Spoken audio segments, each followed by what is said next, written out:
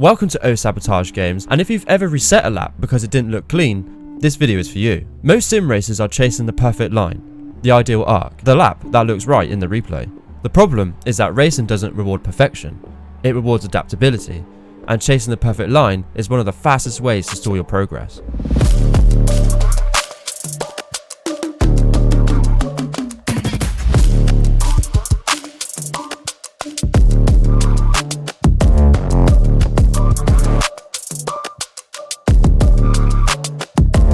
But most performance plateaus in sim racing don't come from the lack of effort, they come from the framework that no longer scales, and chasing the perfect line is one of the most common frameworks that eventually breaks. At first, the racing line is helpful, it gives structure, it creates early wins. Over time though, it becomes tied to identity.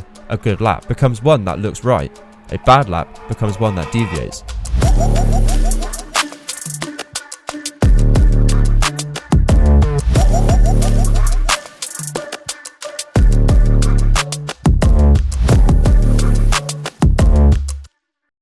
We learn the racing line early, it's drawn on track maps, shown in tutorials, and reinforced by hotlap videos. Over time, it becomes a rule instead of a reference.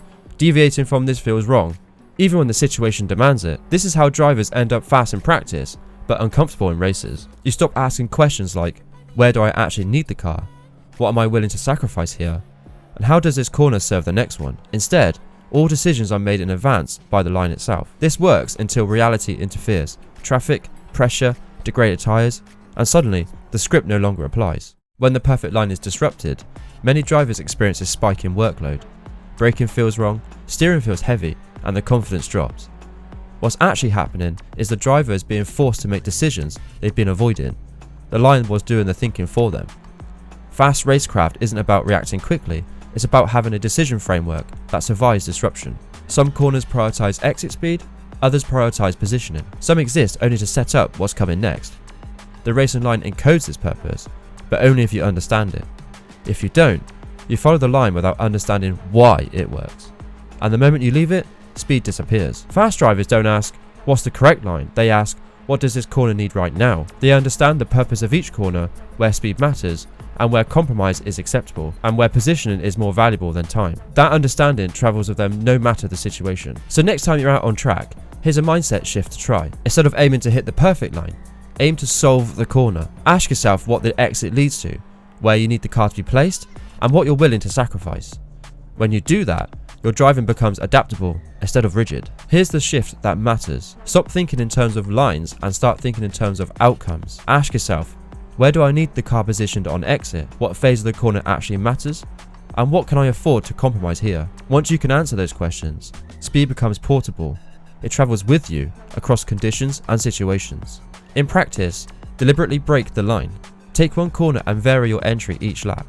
Focus on achieving the same exit outcome. You'll quickly learn which parts of the corner are flexible and which are not. This is how drivers stop memorizing tracks and start understanding them.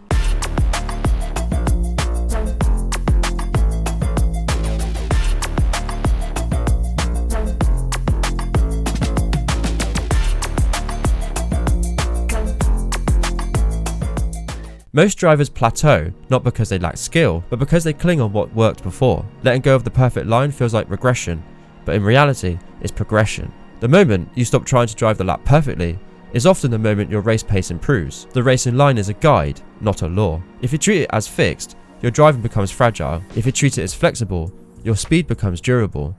That's the difference between hot lapping and racing. If this challenged how you think about driving, that's intentional. This channel is about racecraft, decision making, and building speed that holds up under pressure. If you want to support the channel, there's a Pateron link below. I just wanted to say, guys, thank you very much for all the support, not just on the channel, but across Instagram, TikTok, Patreon, obviously on the channel itself, the shorts and the videos, and everybody like talking to me on Discord and stuff like that. It's actually amazing, the community that we're building, and I hope you guys are all enjoying the content as well. I'm really enjoying making it, of course. We're nearly at 200 subscribers, which is insane how it's only been 2 weeks to get to 200 subscribers and about 3 months to get to the 100. So yeah, make sure you keep subscribing to the channel, like the video, and I'll keep pumping out the content, guys. Make sure you leave a comment below as well which content you want to see. I've been posting a lot of these videos on like breaking down racecraft and stuff like that. So if you guys have any more suggestions or anything you want to see in particular, then like I say, make sure you comment down below. But guys, thank you very much for watching the video, and like I say, just showing the support. It's honestly, it means a lot to me. So I'll see you in the next one.